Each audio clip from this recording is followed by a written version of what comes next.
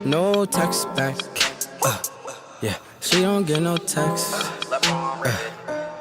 I don't want no sex, no. Oh, yeah, I just want that neck. Damn. I just want that neck. Oh, baby, I don't want no sex. Check me out, right? Y'all let me know right now in the comment section if I have a case or not, if I can go ahead with this lawsuit. Cause we family, I farted, excuse me. Cause we family, we keep it real, right? I was over at my man's house, right? And he offered me a water bottle from a Walmart brand, great value water bottle, right? From a 24-ounce case. Right before I went to go drink it, it was already sealed, and it's all on video. I'm not gonna show the video. I'm not gonna put it out on public yet. But right before I went to go drink it, I noticed a big ass thing of plastic that somebody can literally choke on, right? And it was sealed up. And in the video, I showed that it was sealed. I showed a big ass thing of plastic. And then I opened it in the video, right? And the plastic went straight to the top. And you know it was sealed because all water bottles make that when it's sealed and you open it, make that like that cracking sound. And then check this out. We went to go pour all of the water out in a bowl. The bowl was clean. And it showed all of this like debris. It was the water was dirty as hell. But I feel like I can get like I feel like I can go ahead with I think I have a case on my hands. I have a lawyer about to call me in a couple days. But y'all think I can go ahead with it? Let me know. Because first, I would like to show the video for public awareness, but then also, that was my first thing. But then I realized this is Walmart. Walmart is a big ass company that has racks on racks on racks. I'm pretty sure I can get like a nice little check just to keep it on the DL. Y'all think I got something? Let me know that in the comment section below. Sup? Duh.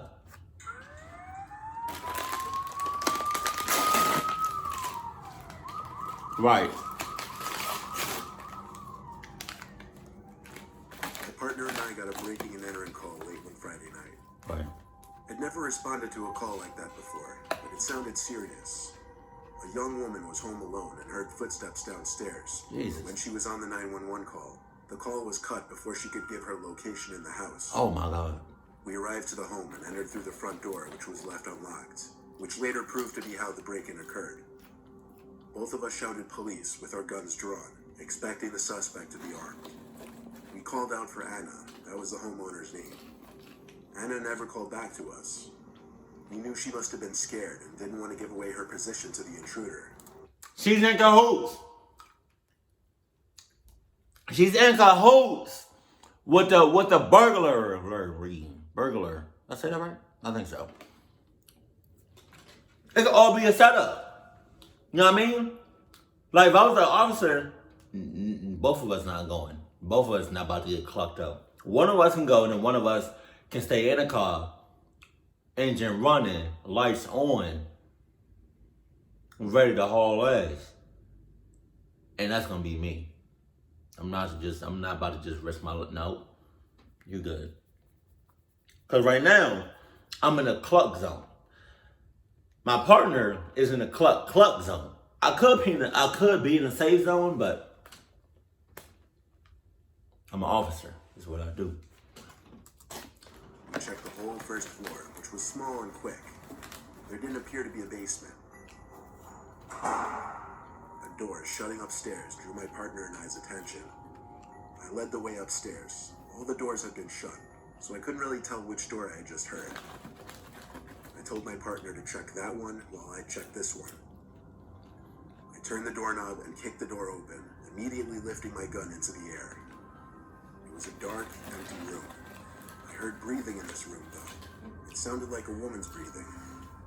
I looked at the closet door, which was slid slightly open, and I saw half a face, mostly someone's eye, peeking through the opening. Resting assured it was Anna, I lowered my gun and said, "Anna, it's okay. Don't. Come out." Come on. She did, and the breathing quieted. It's a setup. Then my partner in the next room over called, "Jason, I found her." My feeling in that room suddenly went from at ease to ready to throw up. I raised my gun again and yelled, "Come out of the closet." They did not obey, so I called my partner into the room. He turned on the light, and we opened the closet together. Shoot that mother... This disheveled, drugged-out woman holding one of Anna's kitchen knives. With 2 guns pointed at her, she dropped the knife, and we brought her into the precinct. Oh my God.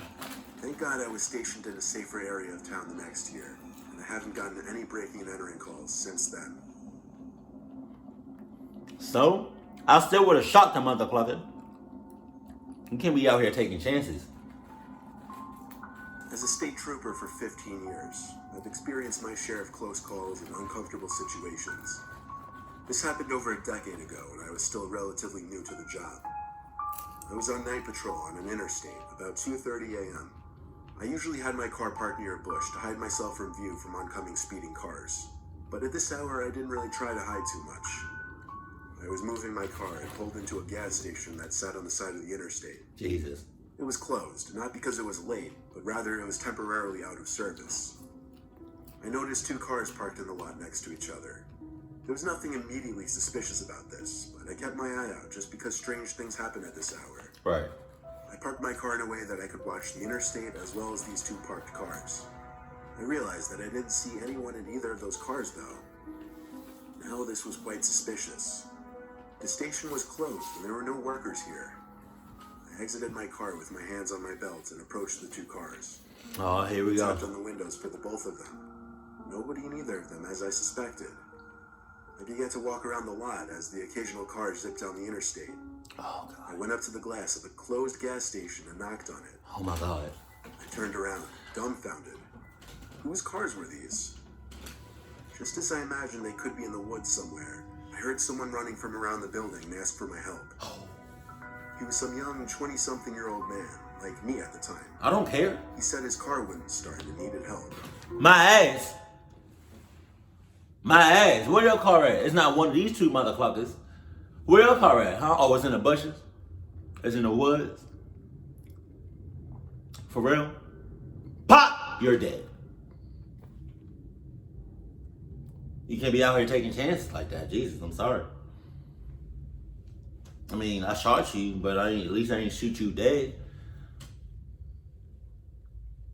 Even as a police officer, like I feel like even as a police officer, like your sus signals need to be off the charts.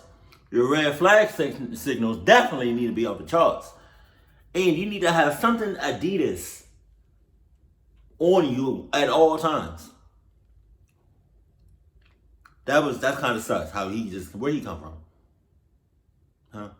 Where he come from? I don't like this. I don't like the way this is going.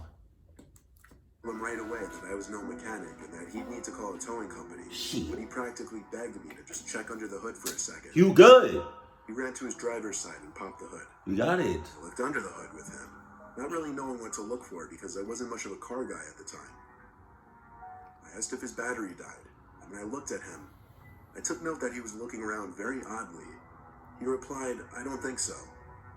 I then looked at the car parked next to him. "Whose car is that?" I asked him. He said he didn't know.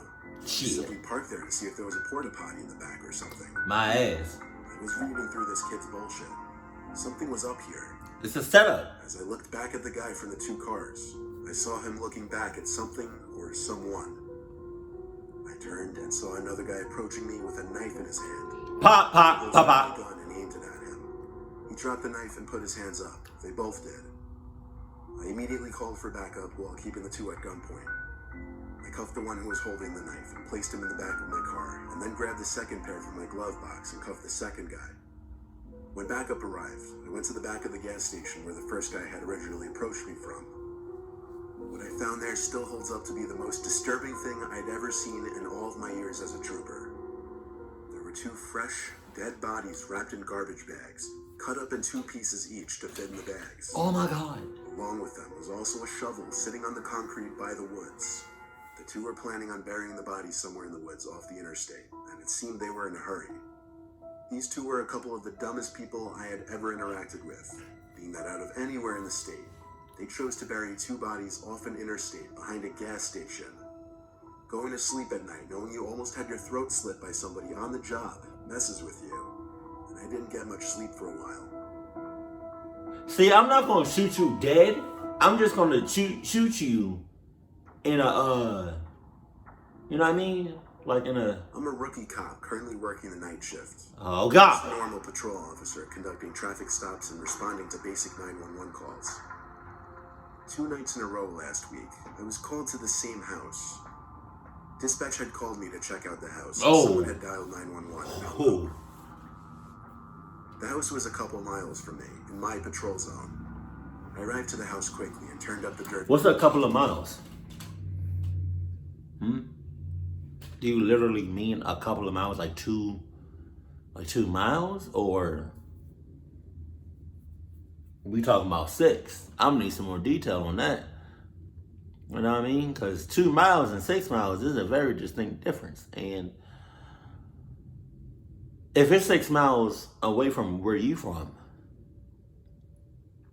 you better hope for the best, prepare for the worst, and embrace that cluckness in your ass. Way through the trees onto the property. The house was dark, no lights on, no cars, nothing. I parked my squad car on the far right side of the property and went to the front door, taking note that all the windows were properly shut. I knocked on the door and no answer. The door was also locked. For my immediate guess, the place was abandoned, for years by the looks of it. You sure? I called to dispatch that the place was abandoned and nobody was there. Then I left. The next night I was working the same shift, and around a similar time, I got a call from dispatch that there was another 911 call from the same house. Only this time, someone could be heard crying on the other end before the call ended. Damn. I was asked to check out the house again.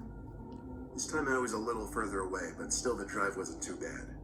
I pulled up the dirt driveway again onto the property. See, that's the thing. Like, if I'm an officer, and I do stuff like that, or like I go to like, no, like there's a problem, right, going on, and I have to go there to handle the situation. I'm not going there by myself. I'm not. Especially because I'm a rookie. I'm not going there by myself. I'm not. I'm sorry. I'm not. Either the people are going to get clucked up because I'm not going, or I'm going there with somebody else, at least one other person. I'm not going there by myself, because what you're doing right now, you just asking for it. I mean, you just asking for it. So, no. No lights, no cars. I approached the front door again, and this time it was left cracked open. Oh, hell no. I knocked on the door while holding the doorknob to prevent the door from pushing open. No answer. I called to dispatch that I would be entering the house, which I was cleared to do since the crying over the line implied an urgent situation inside the house. But you're doing way too much right now. If I was in your shoes, all I would have said was, one time. That's all you get from me. If that. All I would have said was, I would have cracked the door and I would have said, is anybody in here? No. Sound effect. I would have said, is anybody in here?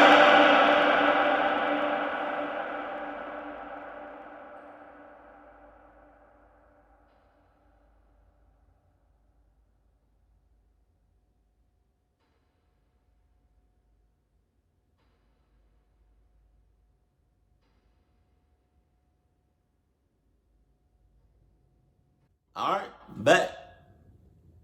And I'm out. I'm getting in my car and I'm leaving. I am never coming back to this house ever again. Ever again. Y'all can go ahead and write me up. Y'all can go ahead and just do whatever. I'm not coming to this house. You're not by myself. I'm not coming here by myself.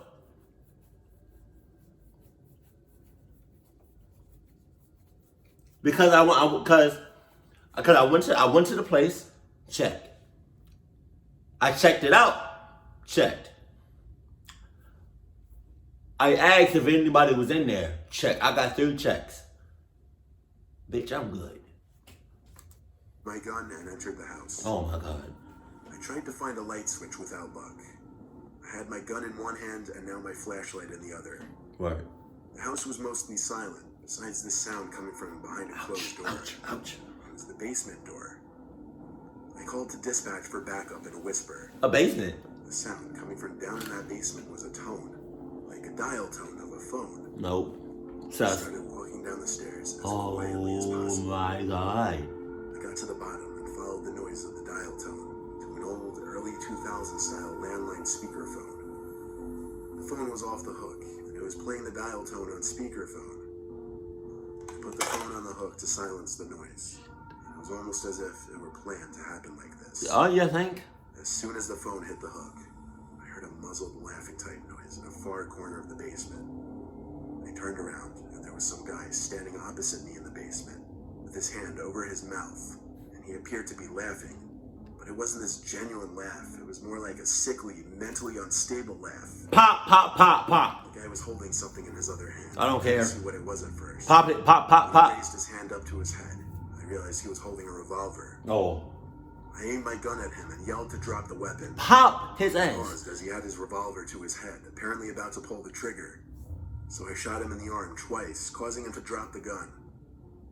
He screamed in pain as I cuffed him and brought him upstairs. I requested a medical team at once. A second squad car pulled up, as did an ambulance a few minutes later. The scariest part about this for me was not that I had to shoot a man in the arm twice, but that I was mere seconds away from seeing a man spray his brains out onto the wall. Oh my God. So you saved his life?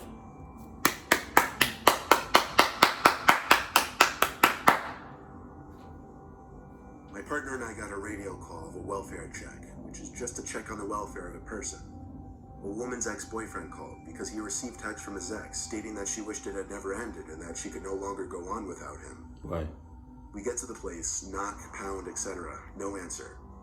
We call the number the ex provided and get an answer and a hang-up. So we hear it from the outside window and know she's in there.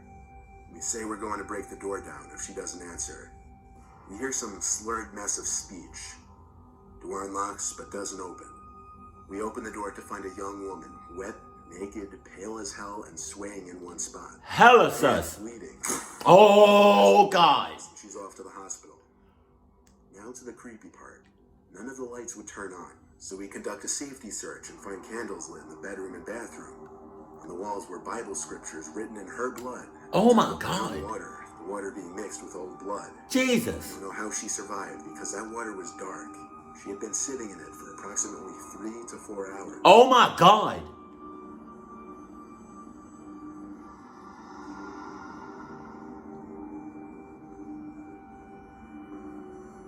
Before getting transferred to a different county, I used to work as a police officer in Burlington, New Jersey. Okay. Burlington is not a safe place. They say that crime there is 88% higher than the rest of Jersey. Damn. Having worked there for a year, I got to learn that firsthand. Now, there would be a lot of break-ins, robberies, assaults, and after a while you'd get used to those calls. Shit. Sometimes you'd get pretty strange, unsettling calls, though. This was one of them. Most Burlington locals are familiar with the McNeil Mansion, a long abandoned mansion that sits right on the Delaware River. The home was constructed in 1894 to serve as a residence for Andrew H. McNeil, as well as his wife and 4 daughters. The house had been abandoned and left to decay since 1974 and is now owned by the county. Sometimes there would be kids trespassing on the property to check it out. Sometime past midnight, I was told over the radio by dispatch to investigate the property, as there was a report by a neighboring house that there were some people seen hopping the fence to the property. Upon entering the property, I noticed a light coming from inside one of the upstairs windows. Part of me inside died a little as I realized someone was in there, that it was my job to go in and get them out. I requested backup into my radio and stated I would be entering the mansion to pursue a trespasser. By yourself? I scanned the outside of the house once more, looking for an entry point, and found one of the lower windows was smashed open and easily accessible, and that's how I made my way in. Right away, first thing I did was make my presence as a police officer known. Nah. I was inside what appeared to once be the living room of the mansion. Rubble covered. Nah. I would have let my presence known by pop pop pop pop pop pop pop pop pop.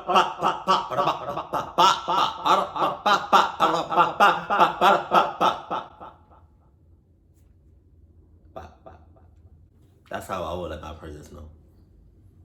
Or I would have never entered. I would have let my presence known by hearing the sounds of my feet hauling ass.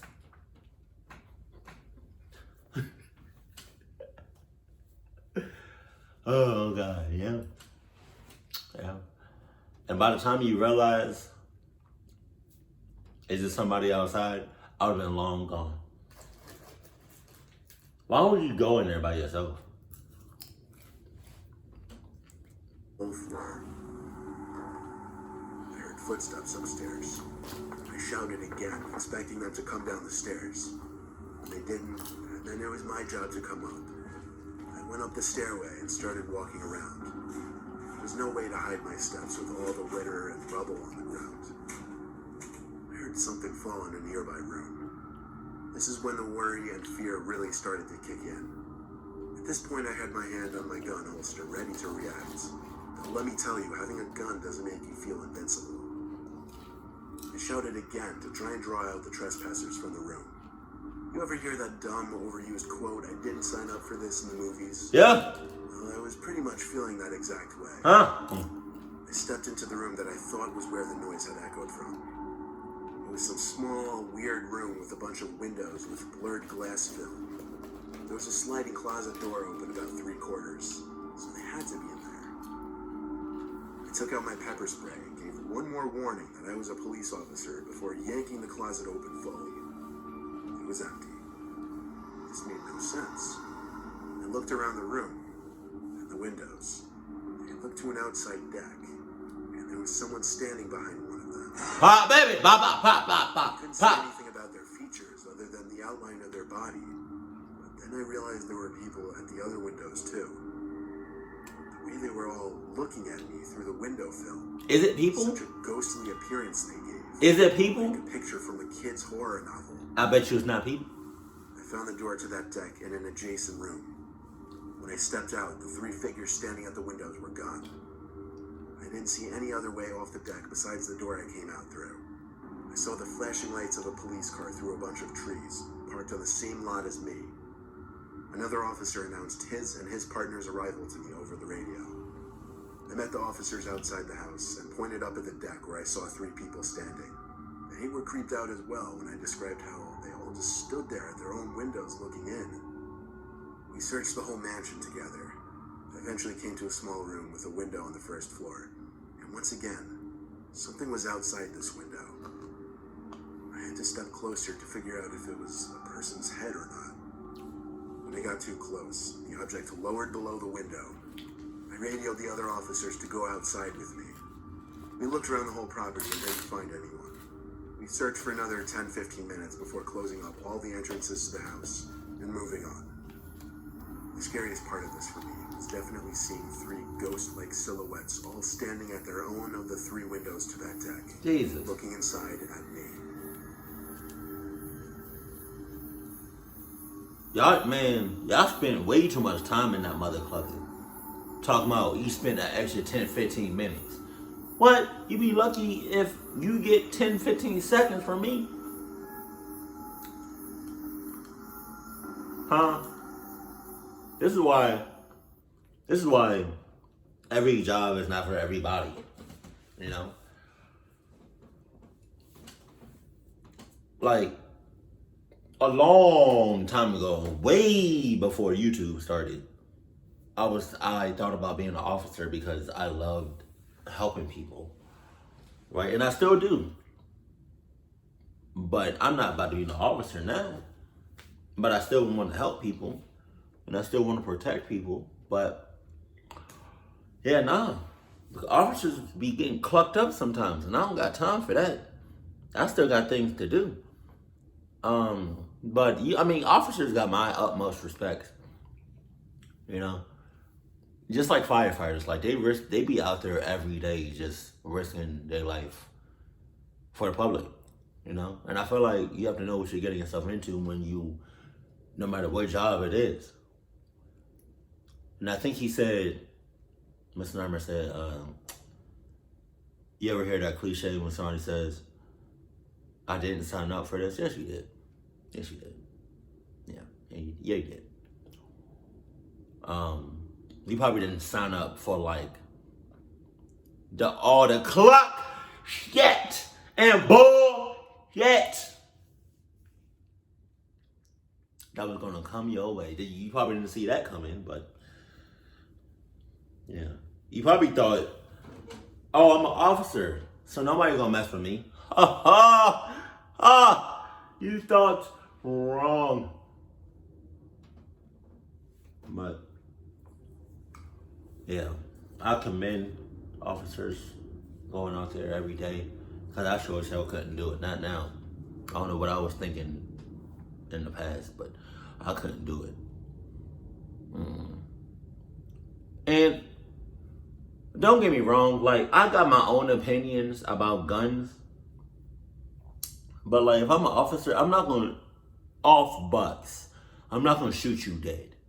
I'm gonna just shoot you in a place where it's not vital. You know, it's gonna hurt, but it's not vital. You know, and I make sure, you know, you won't like bleed out or whatever. You know, I may shoot you like in the ear or some shit. I don't know. Some weird place on your body. Just to let you know that, hey, mother clucker, I can do some damage, but I'm trying to, I don't wanna kill you. I don't wanna, you know, but I'm trying to, with a couple of warning shots, hey, I can do some damage.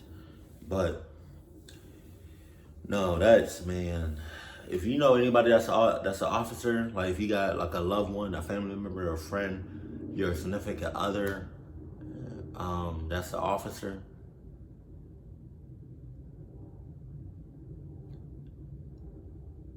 please, they out here every day, on hours on end, risking their life. You gotta give them respect. But yeah, I couldn't do it. I couldn't be an officer. Especially like if there's a 911 call, no matter what the call is or what the call is about, it can be as little as my cat is not responding to me or whatever, or I forgot my keys. Sus, in cahoots. But it can be something little as that, or as big as like, you know, something huge. I'm not going to any place by myself. I'm gonna have at least one other person, and then that person is gonna actually check out the cluck situation. I'm gonna go ahead and stay in the car, like I said. So just in case anything pop off, bitch, I'm gone. Sorry, deuces, I'm out. I'm sorry, partner. You knew I was like this from day one. But yeah, keep it cool, keep it classy, and I love you. Stay happy, my family.